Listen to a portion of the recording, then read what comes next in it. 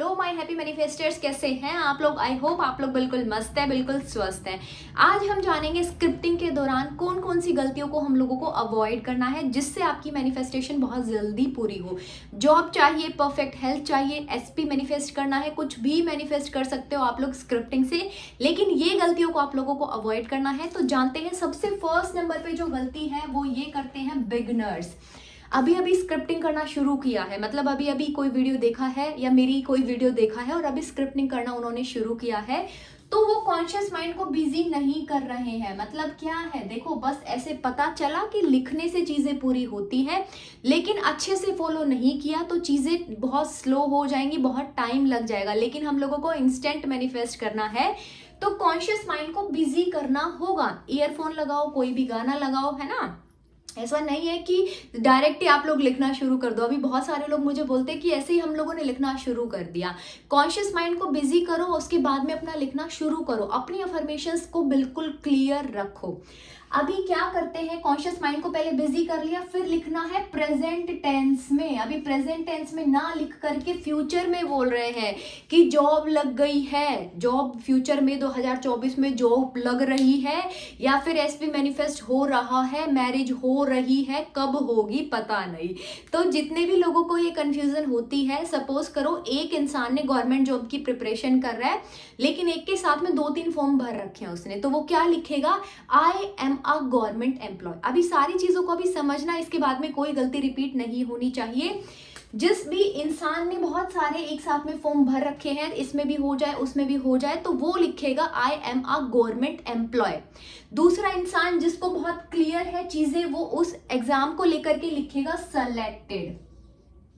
ठीक है, अभी आपको कंफ्यूजन नहीं होनी चाहिए। अगर आपका बिल्कुल क्लियर है, जैसे किसी का क्लर्क का है, किसी का पीओ का है, कोई गवर्नमेंट टीचर का है, तो उसमें लिखेंगे सेलेक्टेड। अगर अभी भी कंफ्यूजन है तो लिखेंगे I am a government employ.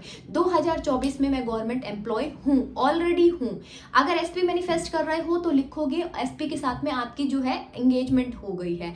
वो सारी कहानी को ऐसे लिखना है जैसे कि वो सच्चाई है, आप सिर्फ यूनिवर्स को बता रहे हो। तो पहली चीज तो ये क्लियर होती है, प्रेजेंट टेंस में लिखना है कि वो ऑलरेडी हो गई है, मतलब आप यूनिवर्स को सिर्फ बता रहे हो। एग्जाम को लेकर लिखना है, अगर बहुत सारी जगह पे है तो लिखोगे गवर्नमेंट एम्प्लॉय, अदरवाइज सेलेक्टेड। अभी कोई एमएनसीज वाले हैं तो वो अपनी जो आपकी कंपनी है उसका नाम लिखोगे कि यहाँ पर आपकी जॉब जो है यूनिवर्स ने दिला दिया है आपको जॉब, और वहां पर आप जॉब कर रहे हो। एमएनसीज में कंपनी का नाम देख लेना, सर्च करना उसको, जहां पर भी इंटरव्यू वगैरह चल रहे हैं आप लोगों के, तो उसमें लिखना कि उसमें मुझे मेरा सिलेक्शन हो गया है, मेरा इंटरव्यू बिल्कुल क्लियर हो गया, अभी क्या मेरी ज्वाइनिंग है। ठीक है, ये चीज लिखोगे।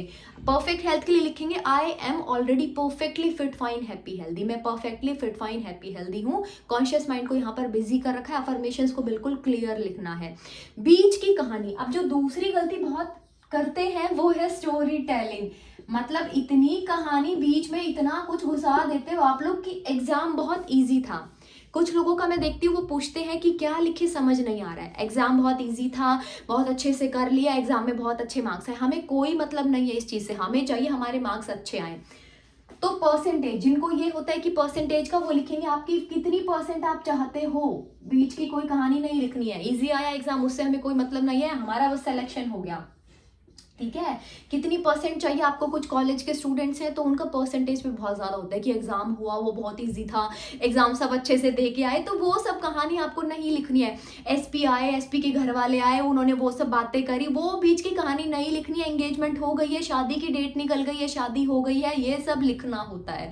ठीक है, ऐसे बताना होता है उसको कि वो चीज़ें ऑलरेडी हो रही हैं, आपके सबकॉन्शियस माइंड को ऐसा मैसेज देना है। तो स्टोरी टेलिंग कोई नहीं करेगा, बिल्कुल क्लियर कट होनी चाहिए आपकी चीजें।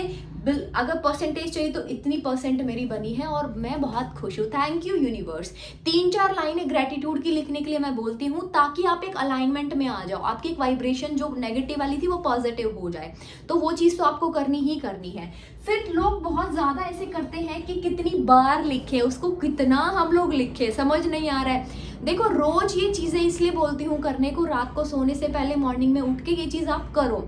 एक बच्चा जब उसको याद नहीं होता, हमने भी अपने कॉलेज टाइम में देखा है, स्कूल टाइम में देखा, हमने चीज़ें जो लिख के करी है वो हमारी बहुत अच्छी मेमोरी बन गई, वो चीज़ें हम भूल नहीं पाए थे। तो यही करते हैं हम लोग, उसके अंदर रोज आप लिखो कुछ ना कुछ, भले ही आप 10 लाइनें लिखो, लेकिन लिखने की आदत आप लोगों को डालनी होगी, क्योंकि लिखने से सबकॉन्शियस की प्रोग्रामिंग बहुत अच्छी होती है। भले ही लिखो चाहे 10 लाइनें, लेकिन आपको रोज लिखना है। अभी किसी किसी को लिखने में ऐसा लेजीनेस होती है कि वो बोलते हैं कि अभी लिख नहीं पा रहे हैं, तो उसको एटलीस्ट 3 से 4 दिन में वो कहानी को आप वापस से लिख के रिपीट करो। अभी ये टाइम में क्या करना है, 3-4 दिन वाले टाइम में उसको सिर्फ रीड करो। ईयरफोन लगाया, कोई भी म्यूजिक चलाया, बहुत अच्छी फीलिंग के साथ में उसको रीड करना है। वो जो आपने स्क्रिप्ट लिखी है उसको रीड करना है। तो ये तो बिल्कुल क्लियर हो गया है कि भले ही चाहे थोड़ा सा लिखेंगे, लेकिन हर रोज लिखेंगे। नहीं लिख पा रहे हो तो 3-4 दिन के गैप में लिखो, लेकिन बीच का जो टाइम है उसमें रीड करो। सोने से पहले करो, जब भी टाइम मिलता है, जब भी खुश होते हो तब करो, ब्रह्म मुहूर्त में करो, जो सुबह बहुत अर्ली मॉर्निंग उठ जाते हैं उसमें करो। कोई प्रॉब्लम नहीं है, समय की कोई पाबंदी नहीं है। जब आप खुश हो रहे हो, जब आपका करने का मन है, तब ये चीज को कर सकते हो। ठीक है, रीड करना बहुत जरूरी है अगर नहीं लिख पा रहे हो तो, क्योंकि वो बीच में आपका, देखो डेली लाइफ में भी रोज कुछ ना कुछ होता है। हम उठते हैं, अलग कपड़े पहनते हैं, अलग खाना खाते, सेम चीज तो नहीं चलती। तो वो क्या रिपीट कर करके आप सबकॉन्शियस की प्रोग्रामिंग कर रहे हो। मैं बोलती हूँ जब लिख रहे हो तो कलरफुल पेन का यूज करो, कुछ छोटे छोटे इमोजीज बनाओ, कुछ ऐसा ड्राइंग अगर किसी का ठीक ठाक है तो थोड़ा क्रिएटिव बन जाओ, ताकि सबकॉन्शियस की बहुत अच्छे से प्रोग्रामिंग हो जाए।